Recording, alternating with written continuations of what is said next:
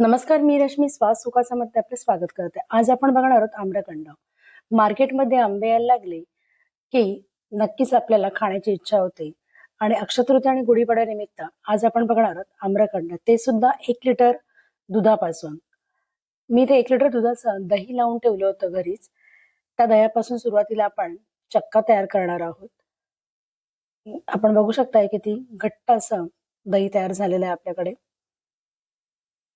ते दही आपण एका कॉटनच्या कपड्यामध्ये काढून घेणार आहोत. हे पूर्ण प्रमाण आपलं 1 लिटर दुधासाठी मी दाखवत आहे. सुरुवातीला आपण चक्का तयार करण्याची प्रोसेस बघूया आणि त्यानंतर मग आपण बाकीचं साहित्य.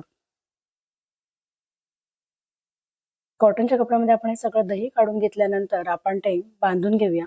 ते तुम्ही एखाद्या ठिकाणी लटकून सुद्धा ठेवू शकता, म्हणजे हँगिंग करून त्यातलं पाणी सुद्धा काढू शकता एक्स्ट्राचं, किंवा यावरती एखादं जड वस्तू ठेवून चाळणीमध्ये आपण ठेवणार होता आणि त्याच्यावरती आपण एखादी जड ठेवून नंतर आपण त्यातलं दही मधलं जे पाणी आहे ते काढून साधारण 3-4 तास तरी आपण हे ठेवणार आहोत. नंतर आपल्याकडे अशा प्रकारे हा चक्का आपल्याला तयार मिळेल. आपण बघू शकता इथे मी चक्का घेतलेला आहे, तसेच एक आंबा घेतलेला आहे हापूसचा. शक्यतो तुम्ही हापूस आंबाच घ्या. इथे चक्का मी घेतलेला आहे 1 लिटर दुधापासून केलेला. नंतर तेवढ्याच प्रमाणात मी इथे साखर सुद्धा घेतलेली आहे. साखर आपण इथे पेठी साखर घ्यायची आहे. तसेच इथे मी बदामाचे काप आणि पिस्ता घेतलेला आहे. वेलची पावडर घेतली 1 चमचा आणि जायफळ घेतलेलं आहे थोडंसं. सुरुवातीला आपण जो आंब्याचा जो पल्प असतो तो काढून घेऊया.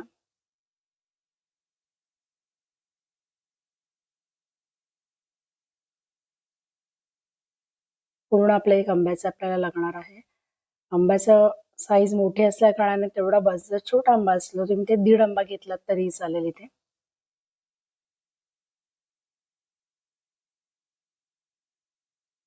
इथे पूर्ण आपण आंब्याचा पल्प काढून घेतलेला आहे. तो मिक्सर मधून आपण त्याची पेस्ट करून घेतली. आता बघायला आपण इथे मी केलेले आहे. एका पॅन मध्ये आपण तो आंब्याचा जो गर आपण काढला होता तो घेणार आहोत.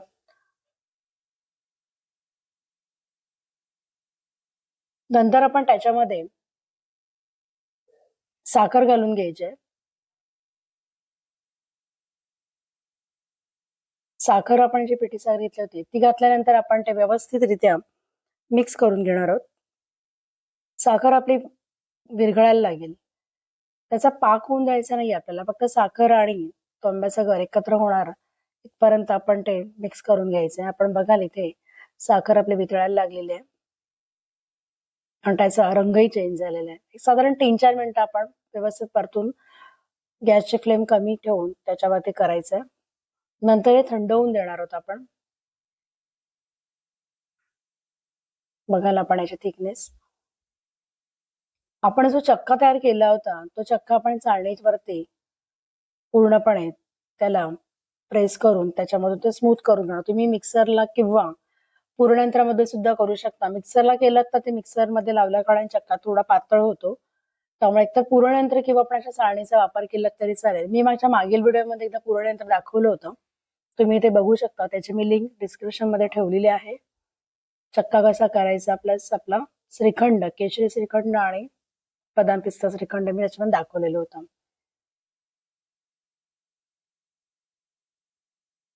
इथे पूर्णपणे चक्का आपण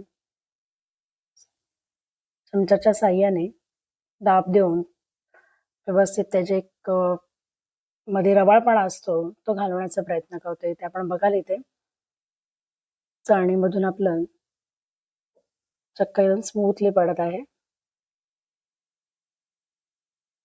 अशा तऱ्हेने आपला हे पूर्ण चक्का झालेला आहे. त्यामध्ये आता आपण मगाशी जे आंबा आणि साखरेचं मिश्रण तयार केलं होतं ते आता याच्यामध्ये थोडं थोडं करून आपल्याला घालायचंय.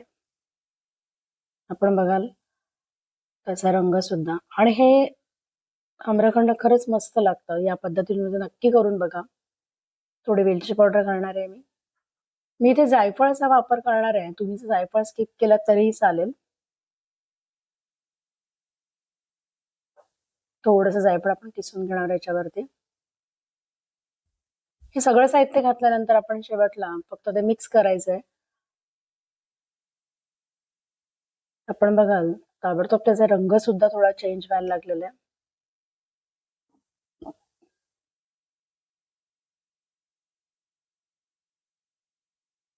थोडं आणखीन आपण मगाचं मिश्रण घालणार आहोत, थोडं थोडं करून. म्हणजे तेवढा जो 1 वाटीपर्यंत आपण जे मिश्रण केलंय ते सगळं घालायचं आपल्याला. प्रमाणामध्ये आपण तुम्ही ते प्रमाण दिलेलं आहे. 1 लिटरसाठी 1 मोठा आंबा किंवा 1.5 आंबा म्हणा, 1 वाटी आपली साखर. जेवढं तुमचं चक्का आहे त्याच्या निम्मी साखर तुम्हाला इथे घ्यायची आहे.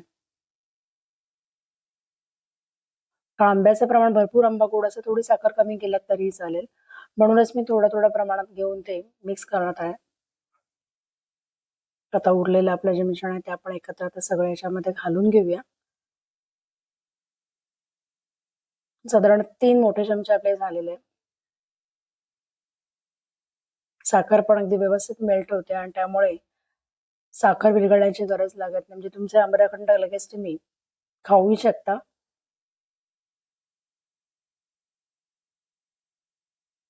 पण बघाल रंग मस्त असा मार्केटमध्ये मिळणार आपलं आम्रखंड जसं असतं त्या प्रमाणातच याचा रंग आलेला आहे. तसं याचा थिकनेसपणा पण तेवढाच आहे. वरून थोडे मी ड्रायफ्रूट म्हणजेच पिस्ता आणि बदाम घालून घेणार आहे. यामध्येच तुम्ही थोड्याफार आंब्याच्या फोडी जरी घातलात तरीही चालेल, पण ते तुम्ही लगेच खाणार असाल तर ते घाला. नाहीतर जर तुम्ही थोडा वेळ ठेवणार असाल फ्रीजमध्ये तर ज्यावेळेस आपण खातो तेव्हा तुम्ही ते ऍड केलं तरी चालेल. बघाल आपण याचा घट्टपणा फ्रीजमध्ये ठेवून दिल्यानंतर सेट करण्यासाठीचा आणखीन घट्टपणा म्हणजे दाटसर अजून होतं ते आता मी का डब्यामध्ये काढून घेते. बघाल आपण स्पूनच्या साह्याने इथे मी घालताना पातळ नाही झालेलं अजिबात ते.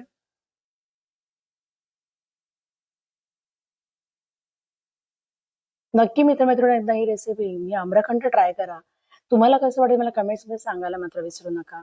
आणि चॅनलवरती नवीन असाल तर चॅनलला सबस्क्राईब करा आणि बेल आयकॉनवरती सुद्धा टिक करा, जेणेकरून नेक्स्ट व्हिडिओचे नोटिफिकेशन तुम्हाला मिळेल. वरून थोडेसे मी बदामाचे काप आणि पिस्ता घातलेले आहे. त्यानंतर थोडेसे मी इथे आंब्याच्या फोडी सुद्धा घालणार आणि अशा प्रकारे आपला आम्रखंड तयार झालेला आहे. नक्कीच तुम्ही रेसिपी ट्राय करा. तुम्हाला कशी वाटते ते मला कमेंट्समध्ये सांगायला मात्र विसरू नका. तसेच हा व्हिडिओ तुमच्या मित्रमैत्रिणींकडे नातेवाईकांकडे नक्कीच शेअर करा आणि लाईक करा. धन्यवाद मित्रमैत्रिणींनो हा व्हिडिओ बघितल्याबद्दल.